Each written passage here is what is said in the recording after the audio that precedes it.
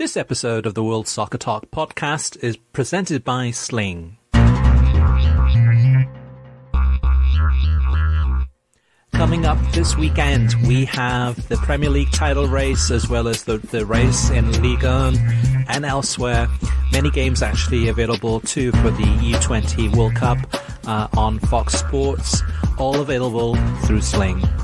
Hello and welcome to the World Soccer Talk podcast. On this episode, we discuss the latest developments about MLS giving away its Apple product for free, as well as I'm sure talking about lots of the soccer going on around the world. It's been a big, huge week for football with Manchester City, Inter Milan, Sheffield Wednesday, Coventry City, and Luton Town stealing the headlines, among others. Kartik, What's been your highlight from this week thus far?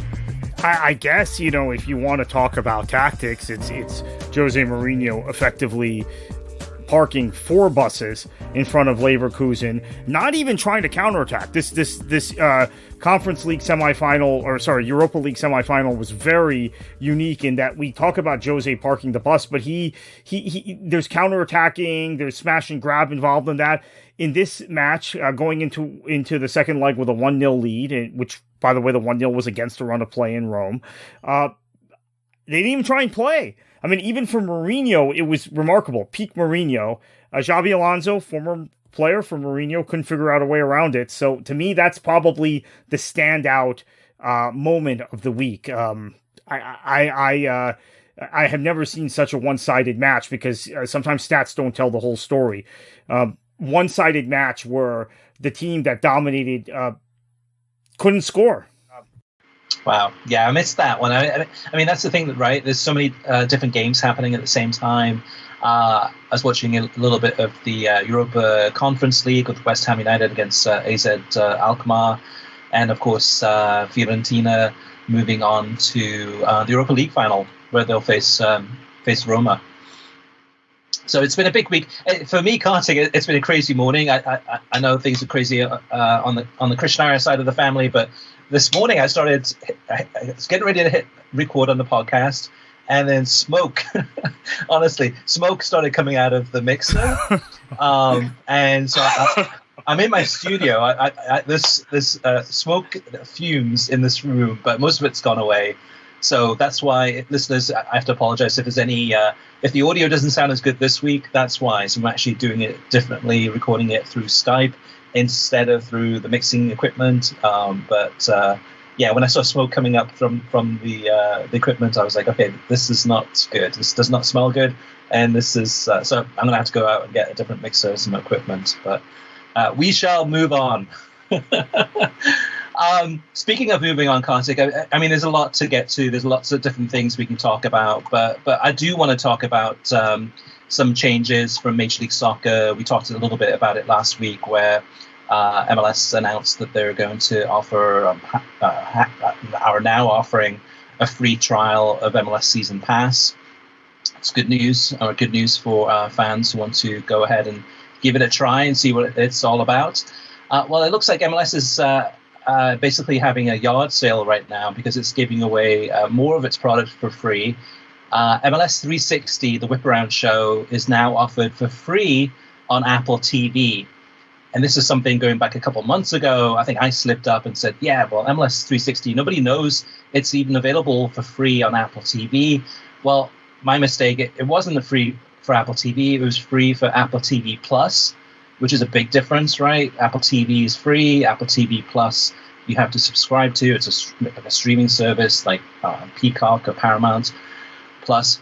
So now MLS 360, beginning this weekend, is available for free on Apple TV. So getting that Whip Around show in front of more people, as well as offering it also already, as it has been, on Apple TV Plus, and then also on MLS Season Pass. Also, in addition to that, MLS 360 is now going to be offered for free on YouTube beginning this weekend. So we broke that news. We'll have to wait and see if it's going to be every weekend. I would imagine it would be. Also today, as we're recording this, each individual MLS club has communicated with their email database, all their fans, and then each club is offering a free month of MLS Season Pass. So all in all, Kartik, I mean, what else can MLS do, right? They're trying to make sure that more people are watching MLS Season Pass as well as MLS 360. What else can they do to give it away for free? And what are you hearing? Don't know what else they can do. I mean, we've talked about this, I think, feels like every episode. And this is the same conversation as what can MLS do in terms of their overall television ratings and media presence in previous years when they were on linear television and were concerned about linear television ratings. I think for me, there's talk that in the industry that maybe they're going to throw MLS Season Pass in when you buy a new iOS device, give you a month free of that if you go and buy an iPhone from T-Mobile or whoever right now, or AT&T or Verizon. Maybe you'll get a free month free of MLS Season Pass. They haven't done that yet, but that's what I'm hearing might be the next step, which is not along the lines of what I was thinking would actually help remedy this situation. It's just another kind of Band-Aid, maybe trying to entice more people into the product, compels them to stay. I guess. I mean, you would think there has to be another way to try and hook people who are already soccer fans and are already paying for other streaming services and for other soccer products into this, but that doesn't seem to be the thinking. Yeah, giving it away for free. If they did, I mean, if the sources that mentioned to you, Kartik, if they're talking about giving it away for free with each new iPhone, that makes a lot of sense, right? Because then you reach, a much bigger crowd, overnight. Going into the millions of people now, and MLS and Apple could say like, "Hey, MLS 360 is now available to X million number of people out there." So they can say, "Hey, it's going great. All these people have access to it." Now, whether they're watching it or not, we have to wait and see. So I think it's smart in many ways to try to get MLS Season Pass and MLS 360 out to as many people as possible. However, I think in some ways, though, too, they have to look beyond that. So maybe it's the Golazo network offering it to them for free. Maybe it's going to, ESPN or to NBC or trying to figure out other ways. How do we get MLS Season Pass? Well, actually, how do we get MLS 360 available for more people for free, so they can look at that, they can watch it, and then the hope would be is that they would then sign up for MLS Season Pass. I mean, this season is a loss. Season is a loss for MLS. It's a loss for Apple. It's a big change. It's a massive change, and so far it hasn't gone well in terms of, the mass public signing up for this and making it a success. So they have to try to introduce it to as many people as possible. My question, Kartik, is actually I've got a few questions for you here. Is MLS 360 helping or hurting the growth of MLS? And the second question I have is MLS 360 strong enough to sell soccer fans on signing up for MLS Season Pass? The first answer is it's having no impact one way or another. Not enough eyeballs are on it. Not enough people even know about it. The second one is it helps if people watch it. It definitely gives a league-wide perspective, which MLS is seeking, and can help hook fans into seeing other teams and understanding other styles of play. I mean, the thing that's happened in MLS that's a positive the last few years is that there's more diversity in style of play and in tactics in the league than there used to be. Every team used to play the same way. It really bothered me, which is why I was so excited when Jesse Marsch came into Red Bull New York and changed the way they play. And year one, you could tell, wow, this is fun, even though I was very unhappy they had sacked Mike Petke. I was like, wow, this is different. MLS has something that's actually different than this just kind of generic cookie cutter American way of playing. And that's evolved. I mean, Philly has taken it to a new level, especially, right, with Jim Curtin. So there's a lot MLS has going for it in terms of actual play, entertainment value, quality of football, but you need something to hook people. you need something like a movie trailer that gets you to go watch a movie. You need something like a book jacket that gets you to read a book. Those things are really important. It's not, and oftentimes some of the top grossing movies aren't the most entertaining or best movies. It's because that movie trailer was really good and got people to watch it. I guess the Premier League has been really good at that because as many people know, I don't believe the Premier League is the best league in the world. I don't think it's ever really been the best league in the world, but they get the most fans. So I think MLS 360 helps. Yeah, I'm torn on this one too, because really with MLS 360, if you watch it, I'm not convinced that it's going to make people sign up for MLS Season Pass. I'm more convinced that if you happen to live in an area where there is an MLS team, and you watch MLS 360 and you see Austin, Texas as one example, that you would go ahead and actually maybe go to one of the games and actually buy tickets to a match and say, hey, this is a great experience. I'm not so convinced that MLS 360 is going to sell people on MLS Season Pass, especially if MLS 360 is available for free. Okay, Kartik, so MLS 360 is in a situation where more people have to watch it, or more people have to be introduced to it, so that at least it gives them an indication of the production level and how good it looks, and the people in the studio. And then the hope is then that people may subscribe for MLS Season Pass. Maybe they will. That's just my concern. Is just I think that I don't know if MLS 360 continues to be available for free.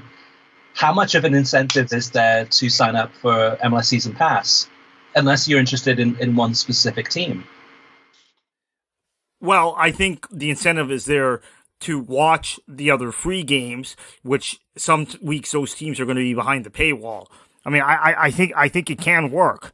It just is, again, difficult because of the price point. I cannot stress how much, and we said this in the last episode, how out of whack this price point is compared to other similar properties. WNBA, as we mentioned, $25 season pass on YouTube. Compare that to this. Yeah, it's a mess, right? I mean, when you think about it in terms of the way, there's two sides to this. If you watch MLS Season Pass on a weekly basis and watch MLS 360 and watch the games, and then just watch that in that context, it's good. The quality of soccer isn't the greatest, but the production quality and the commentary for the most part, and the analysis for the most part, it's entertaining for the most part. Now, it's not Premier League, it's not Champions League, it's not Serie A, but it's entertaining. So what is that price point that kind of equals the value of that? And I don't think it's $99 a year. Maybe, like you said, maybe it's $25 a year, or maybe it's $50 a year. I think MLS in many ways at this point are probably thinking, okay, let's not focus on the price point. Let's just give it away for free and try to get people in free. I mean, that's the thing too, right? ESPN Plus, when you think about it, when it did launch initially, it was what, $4.99 a month, and then maybe a year later it was like $5.99, and then slowly but surely they've increased the price to like what it is now, which is like what, $10 per month, which I still feel is good value for what I get. But they got me in early enough where I was like, it's so cheap, you may as well just sign up for it. And then price increases incrementally based thereafter. MLS 360 went the other way, right? $99 a year. And then, okay, no free trial, but we will show some games for free. And now we're offering it for a free month. And then once they come out of this, maybe the price does change, or maybe they try to figure something out. But to me, they've gone in ass backwards on this whole thing. Kartik, what about San Diego this week? I just want to get your thoughts on the expansion announcement and what you make of it. It's the same stuff I've said before about San Diego. It's an incredibly tough market. It's a market with two existing professional teams. The NISA team is connected to the largest and most prestigious youth system in the region in San Diego County, which is the Albion system, which has produced a number of really high-end pro players and U.S. men's national team players. You have the San Diego Wave, which has done a great job in terms of capturing the professional fandom market in that city. On the men's side, they are a USL team. Landon Donovan's, of course, involved in the ownership and management of that team. Then you have the San Diego Wave, which currently, sorry, Portland, is the most popular women's professional team in the country. In addition, you have the complication, and I think I may have said this on the last podcast or previous recent podcast of ours, of the largest Liga MX fan base among English language dominant fans. Now, this is important because there are Liga MX fans throughout the U.S. We cover television ratings, right, Chris? And we always have Liga MX games at the top of that list in terms of Spanish language, right? What's on Univision and what's on Telemundo, what's on Fox Deportes, but there are English language dominant anglicized fans in the San Diego area that are fans of Club Tijuana, that are the fans of the Zolos. They cross the border. They go to matches. They are into that club. That club has been very successful. Now, I do believe there is the opportunity for some of these fans to also support the MLS side. But I do also think it's going to be a lot harder than it has been in other markets. Basically, what happened in Nashville is the team that had started in NPSL, worked its way up through the USL League structure, became the MLS team. What happened in St. Louis is the USL team went away for the MLS team. What happened in Austin is the USL team never had a foothold there, and they knocked them out in 1 year.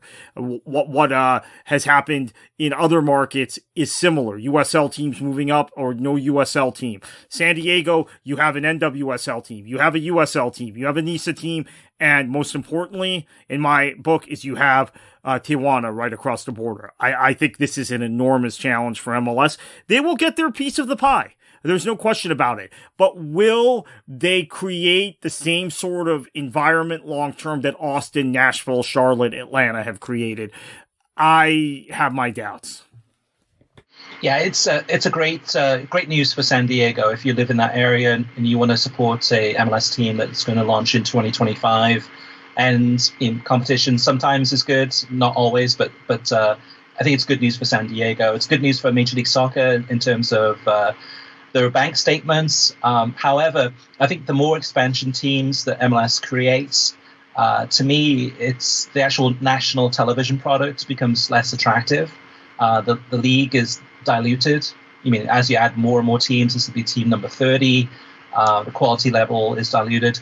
And I think that then when you look at a national TV product, such as MLS Season Pass and MLS 360, yes, it'll be great for the first couple of weeks of that season in 2025 when that team debuts in a stadium and everything that goes into that.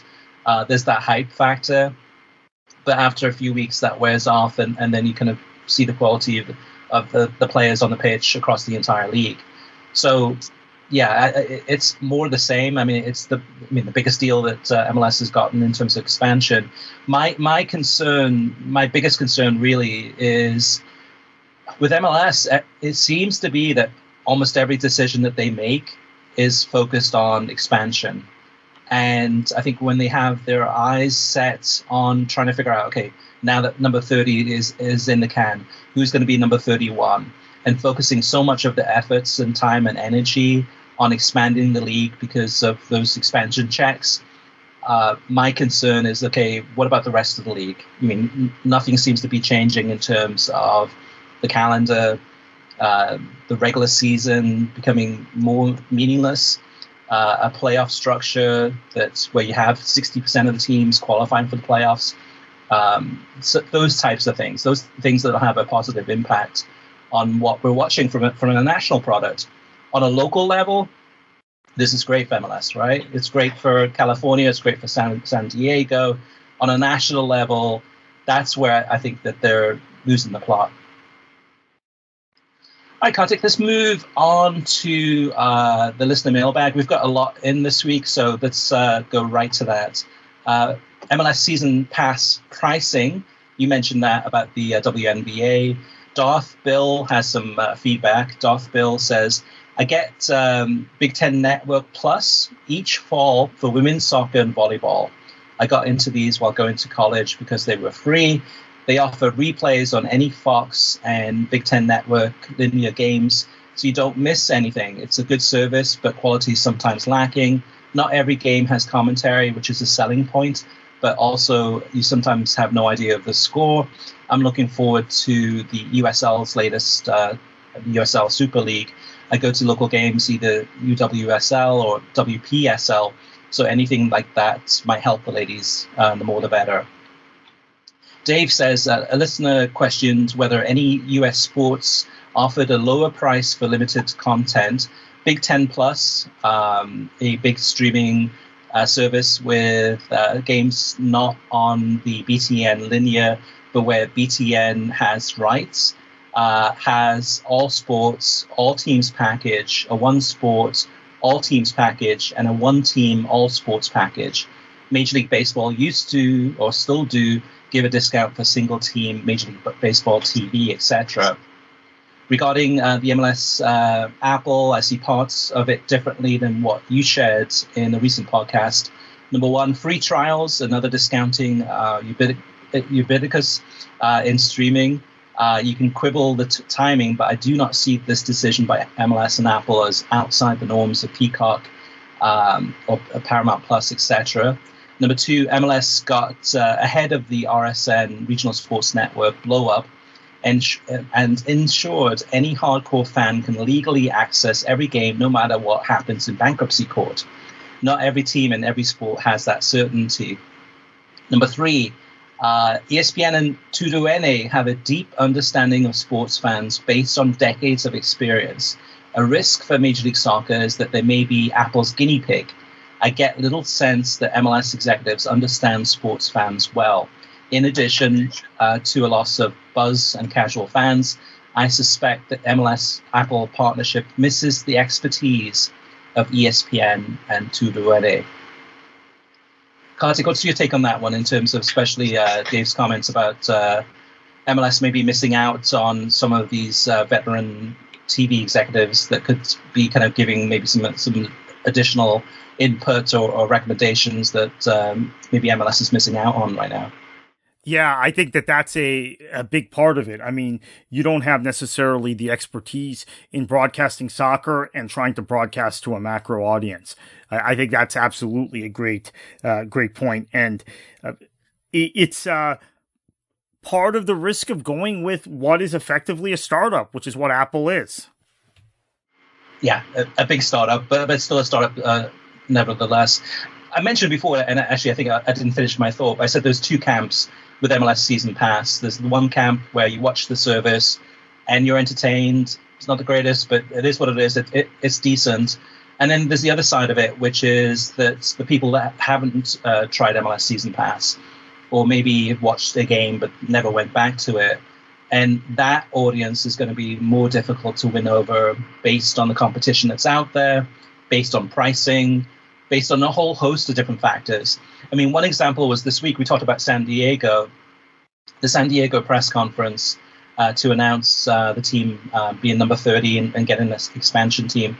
Normally that would be on YouTube, like simulcast. Normally it'd be on, I think, the MLS Soccer website. It'd be available in several different places, sometimes maybe even Twitter. However, this one was only on MLS Season Pass. And I tried logging in to watch it, and then I guess it asked for my Apple ID. I'm like, oh my God, I don't know what my Apple ID is. I could go back later and log in, but it was just the whole, just really not convenience, the inconvenience of the whole thing, where I'm just wanting to watch something simple and I can't. And you go to YouTube, you go to the MLS channel there, and they're missing a lot of content that Apple has. So that's part of it too. For that bigger audience that hasn't been won over by MLS Season Pass, to me, you want to make MLS content available everywhere. To make it as easy as possible, right? So yes, you can get it through Apple TV Plus and MLS Season Pass, but elsewhere outside of that ecosystem, make it as easy as possible for people to find those games or highlights or press conferences. Don't put it all behind kind of a walled garden. And I think that's where we're at right now, is that if you're an MLS fan, you're probably subscribing to MLS Season Pass and enjoying it. But for the 95% of the people outside of that wall, it's not happening, right? It's practically invisible. We're not really talking about MLS, what's happening on the field. Everything's about what's happening behind that walled garden. All right, next up is Rob. Rob says, Chris and Kartik, I think you guys hit on the major issue that MLS faces in that they compete in a global soccer market, whereas other American sports do not. The reason ratings are stagnant is because they are intent on running the league like other US sports, where the regular seasons are essentially meaningless. Why watch games that do not matter when you can watch the Premier League, Serie A, etc., where every game means something? I say this as a MLS season ticket holder, Nashville Soccer Club, and a member of the supporters group. Honestly, over the years, I've become more interested in the tailgate scene rather than the game itself, because there is really little difference between 1 point and 3 points. In my view, promotion and relegation or a more exclusive playoff format would help, but I can't see either of those happening. As long as Don Garber and MLS follow the American sports model, they will not be able to challenge other leagues around the world for the attention of viewers. It's the elephant in the room that no one outside of World Soccer Talk is willing to discuss. Thank you for that. On staggered kickoff times, Kartik has mentioned before that most fans of MLS teams do not watch other MLS teams, and I agree. The members of my supporters group know very little about other MLS teams or the league as a whole. The people complaining about the lack of staggered kickoff times are a very small minority.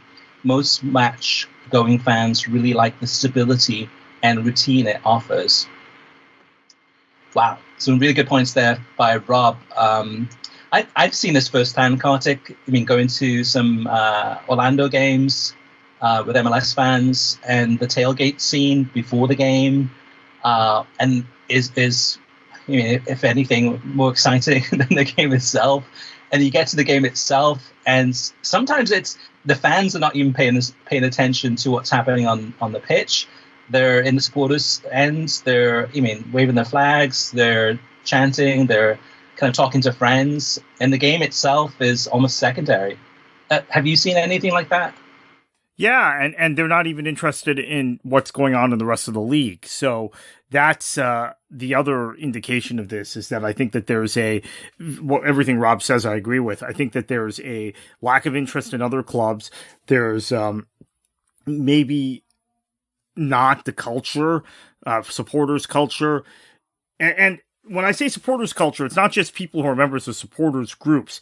If you go to a match at, I was going to use the Bundesliga, but that's a bad example because everybody's a member of their club.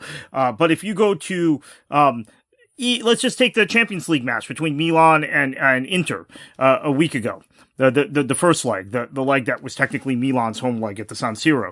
There was an atmosphere throughout the ground among all the supporters. And in fact, AC Milan supporters have been criticized in Italy for being less vocal, less active, less vibrant than the fans of other big clubs recently. That's been a talking point within the Italian media.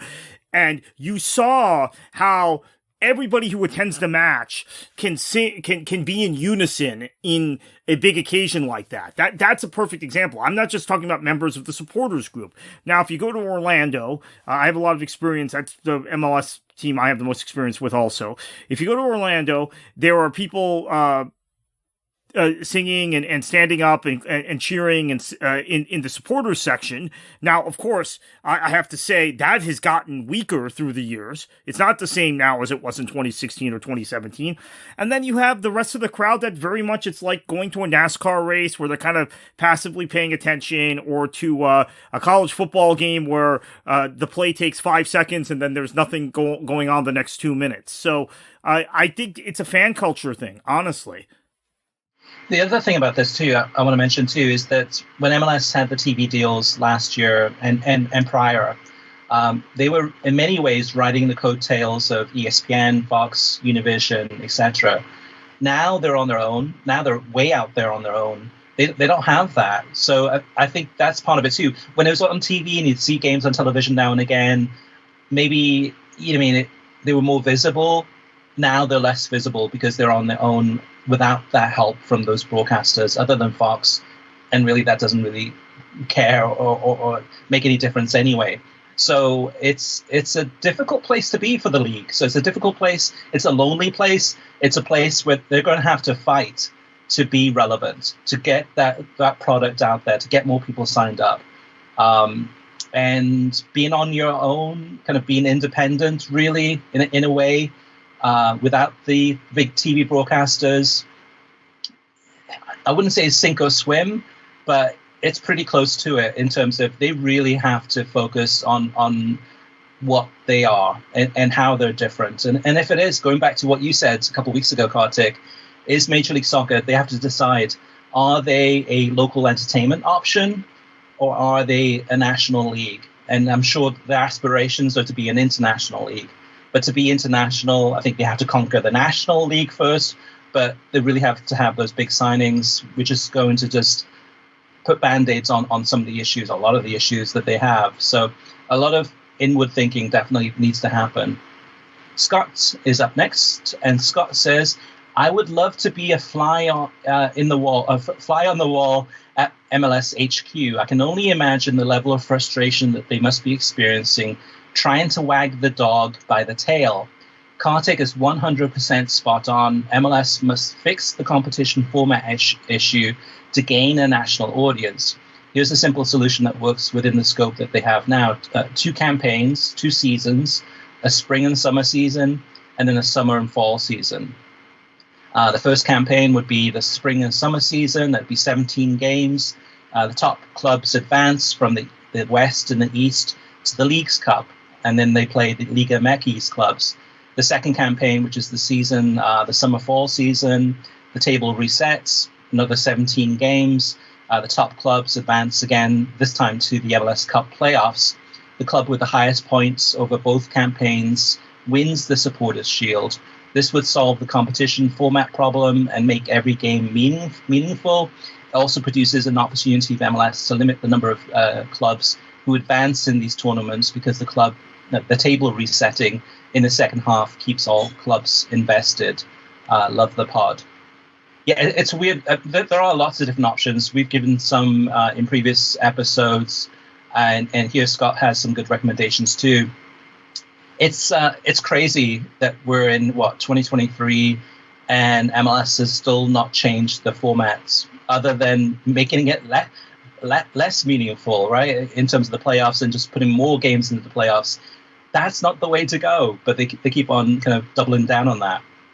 Daniel says, hey guys, long-time listener, but I cannot stay silent anymore. Apologies for the long message and rant. Number 1, promotion and relegation is dead. It will never happen. MLS are too stubborn to implement it. Don't tell me they can't do it. A country like Bosnia and Herzegovina can have promotion and relegation, but MLS can't because we don't have the infrastructure. Is a reason? Give me a break. Fix you. I agree. That's a good point. Fix USL League 2 and combine Nissan USL League 1. That's how you start promotion relegation. Forget Major League Soccer, USL Championship to USL 1 to USL 2, and fix NPSL. That's another mess. Number 2, the calendar. I cannot stress this enough. Who wants to play in Orlando in August when it's sticky and almost 35 degrees Celsius out? Which is probably Fahrenheit is like what? Probably 95 to 100. And with humidity over 100. Number 3, playoffs. They are so useless. Don't tell me we will become like Europe. I'd rather see that some team who went 0 and whatever wins MLS Cup like Seattle did that one season where they had a horrible regular season and won that meaningless cup.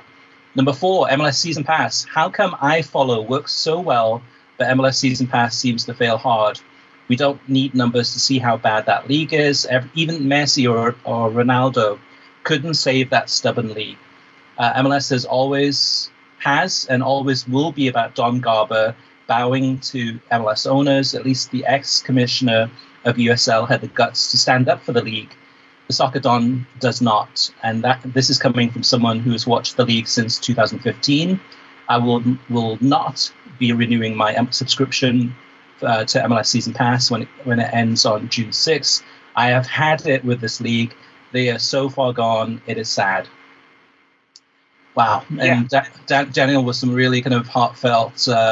He's not holding back. Yeah, I agree with him on all those points. And that specific Seattle point I brought up repeatedly on this show through the years, that I think they won 11 or 12 matches without winning a game. So think about that in Europe. You're in a relegation fight if that happens, right? You're in this position where you might be mid-table and then suddenly you're fighting relegation. You might be in the top 4 and then suddenly you're looking over your shoulder if you go 12 matches without a victory or 11 matches without a victory. I remember they snapped it against Orlando. That's why I remember the streak really well. They snapped it in a nationally televised game against Orlando in Seattle, and then they won MLS Cup. I mean, and that's fine. You know, their teams. There was a year Wigan was relegated from the Premier League, and they won the FA Cup. We have other examples of that throughout Europe. It's okay if you look at MLS Cup as a cup competition, sure, but you don't crown the league champion based on that. There's something really strange also about the fact that they won't change the format, to Daniel's point, but they change the playoff composition and structure every second season, it feels like. Right? They're so invested in the playoff format, or the idea of playoffs, the concept of playoffs. They have tried every conceivable way to make it work. And it hasn't. And there's also an issue of television ratings going down for these playoff games, other than MLS Cup itself, and ticket sales sometimes not being as robust as they need to be for the playoffs. I think if they just had one consistent format and they stuck with it for 8 to 10 years, maybe that would work. But then again, when you're expanding every year, and you're adding new teams, and you're having to shuffle conferences. That's another thing that they have is conferences. These things can never be consistent from year to year. So how do you create a compelling product that people are going to want to pay $99 a year to watch on Apple, in addition to the all the other issues we've talked about Apple devices, etc., if you're not even consistent in your expectations and what you're producing from year to year? Heck, was it this season that they announced the playoff format 3 or 4 days before the season, or was that last year? I'm trying to remember. It was this season. So you don't, if you're an MLS general manager, you don't even know how to construct your roster. You could argue that, because you're constructing your roster, you're going through preseason training, and you don't know the format of the league or the expectation necessarily, which is, this is something I come back to with Europe, Chris, when people say, oh, it was really unfair on this team or that team, and they got this happened, that happened. I would always say, okay, yeah, maybe this team had injuries, that happened, something else happened, but you have an expectation before the season. The rules are the same for everyone. There's an even playing field, and if some team gets lucky and some other team doesn't, that's the way the ball bounces. But in MLS, literally, the format changes every year. The expectation changes every year. So, there are all kinds of problems. Yeah, I think a lot of people who are MLS fans or fans of MLS clubs would say, well, isn't it great how wonderful it is every year with Major League Soccer, how we have a different champion, most years? My answer to that is you're comparing apples to oranges. So if you took the Premier League as an example, season runs from August through May, and said, okay, we're going to apply the same kind of playoff structure to the Premier League. So from August till May, yes, most of that season would be relatively meaningless, because 60% of those teams would qualify for the playoffs, and that's kind of where it really counts. So you take 12 teams, the top 12 teams from the Premier League, and then at the end of the season, yes, you give a token supporters shield to Manchester City, but you said, okay, at the end of the season, now we're going to take the top 12. So you have teams such as Crystal Palace, Chelsea, Fulham, Brentford, Aston Villa, Spurs, Brighton, Liverpool, etc., right, and the top 4 competing in a cup competition. By that point, probably the team that's going to win that tournament is not going to be the best team over that season. It's going to be the team that's going to be in the hottest streak at that moment in time. And it's a cup competition, so anything could happen. So you could have, conceivably, Crystal Palace or Brentford or Spurs or Brighton winning the Premier League Cup, so to speak. And that, yes, that would be exciting in some ways for them to lift up a trophy. But meanwhile, I mean, most of the season would have been practically irrelevant. Okay. Daniel got us fired up there. All right, a couple more comments to go. Chris says, hi guys, with the news that MLS is likely is adding a team in San Diego in 2025, it has me thinking about other cities that they could expand to. One such city is Phoenix, where Major League Soccer is the only major league they currently don't have, even though the city supports the Phoenix Rising in USL quite well and is a regular host city for the Gold Cup. I am not sure that they would want MLS from the city government perspective, given how poorly they have treated the Cardinals of the NFL and especially the Coyotes of the NHL when it came to building new stadiums for them over the years. Because of this, I think MLS needs to be very careful about expanding there, because they don't want to end up in a situation where they are constantly feuding with the city government over building a stadium. And then last but not least, in discussion about last week's episode about the USL Super League versus NWSL, Esteban Dido says 2 women's D1 soccer leagues, that's a proper recipe for both of them to collapse. Only time will confirm this point of view. And that's quite possible, right? Hopefully not. Hopefully both of them will flourish. It will be interesting to see what US soccer does here too, especially with it being a women's league too, right? And Cindy Paulo-Cohn as the president of US soccer, and how good a job USL Super League has done thus far in terms of getting the message out, being clear about what they're planning on doing, and offering something that's quite different than NWSL. There's an opportunity here for both of them to survive and thrive. Ideally, US soccer would say, hey, let's figure out a way to actually set this up so it's one league. I mean, that's practically impossible at this stage, but that's the type of leadership I think that they should be having these discussions and talking long term as well as short term. Yeah, I do want to say that I think that one of the things that might come into play here is what league can also generate some investment from Europe. I know that's something USL is looking at and NWSL has looked at in the past. So that might tell us who wins out. Maybe there'll be a merger at some point. That's also very possible. Any thoughts, Kartik, about NWSL reporters being pretty silent about USL Super League? Yeah, I have a lot of thoughts about that. I don't know that we have enough time on this podcast for me to get into it. But this has been a bugaboo of mine for 4 years now. Because a couple of people, Neil Morris, who is based in North Carolina, and myself, who have experience with USL on the men's side, made it clear 4 years ago when USL started talking about the Super League project and getting a little more invested in the women's game. Actually, they started talking about this as early as 2017, but I remember specifically in 2019 saying to both he and I and Bo Dorr, a couple other people like that who have covered the USL on the men's side, talking about this is a serious thing. This is something that could enhance and elevate the game in the U.S. It also could be a major threat to NWSL from a business perspective. And it was essentially, I mean, again, I don't want to offend, I'm not going to name names here. I don't want to offend a lot of women's soccer insiders here. They do great job, great work, and there's been some fantastic reporting on the scandals recently from many of them. Some of them maybe not as much, but some of them very good. But it was almost laughed off like, oh, well, NWSL is this kind of chosen instrument.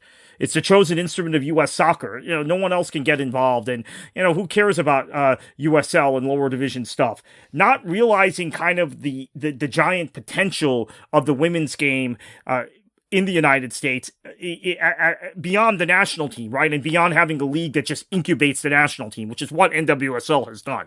For all intents and purposes, that's all it's done from a soccer perspective. There hasn't been this linkage in the pyramid that we need. And I would also say that a lot of these same people have a contempt for talking up the European Champions League, talking up Leon and their success, and talking up what's going on at Atleti and what's happened at Barcelona and Chelsea and Man City. There's a very on the women's side, right? There's a very insular mentality among a lot of people who are involved in around NWSL, and I was shocked, this week. I thought, okay, this is the wake-up call. Now we're going to have a conversation. Well, it hasn't happened yet. Maybe it'll happen in a few weeks, but it's quite an insular group, Chris. I mean, I could do a whole podcast on this, honestly. So I'll just stop there. Okay. We've seen the same thing too about Major League Soccer, where it has been and not as bad as it used to be, because I think most of the reporters for MLS are now working for MLSsoccer.com. But in the past, there has been a very insular approach where they've purposely avoided any topics outside of MLS or ones that were in competition with MLS in terms of leagues or cups or competitions, that they would purposely not talk about that. We're not the biggest MLS fans in the world by any means. I mean, we like the league. We want to see it succeed. But we're not going to shy away from talking about MLS or talking about...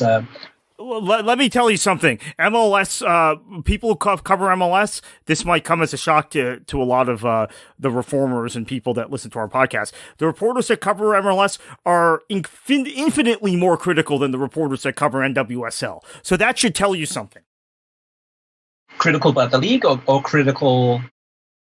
Both critical about the league and critical about U.S. national team players that are in both leagues, right? I mean, MLS reporters will criticize Brandon Vasquez or Sebastian Leggett or whoever, right? Aaron Long.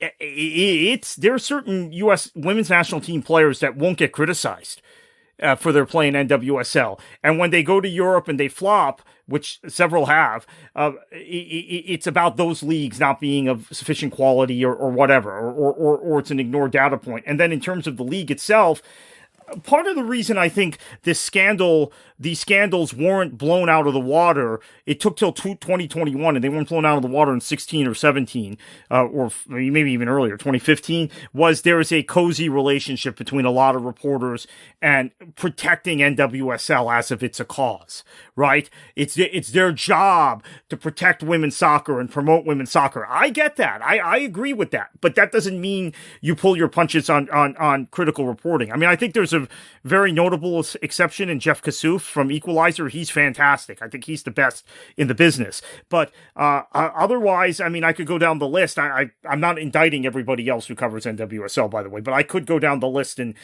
make critiques. And MLS, yes, there are a lot of MLS reporters and writers that I think are very biased and very protective of MLS, but it's not quite at the same level as it is on the women's side. So this USL thing could really shake things up, Chris. And maybe this is a conversation for another podcast. Maybe on the broader scale. Yeah, when we have more time, because there's definitely some things I want to add to that too. So, listeners, if you do want to get involved with the show in terms of asking any questions, sharing your opinions, observations, etc., especially when it comes to soccer, television, streaming, let us know. We'd love to hear from you. There's a few different ways you can reach us. You can go ahead and email us, which is web@worldsoccertalk.com. You can go to the website, which is worldsoccertalk.com, and then click on podcasts, and then leave your comments in the comment section there. You can go to facebook.com/worldsoccertalk, send us a message, or you can tweet us at worldsoccertalk. Of course, too, you can leave a voicemail, which is 561-247-4625. I'll go ahead and edit in the audio that came in last week from one of our listeners, which was really good audio in terms of a voicemail talking about the issues with MLS Season Pass from his perspective. So I'll go ahead and play that now. Hi, what's going on this year? I'm a diehard fan, and then I would like to watch soccer this year.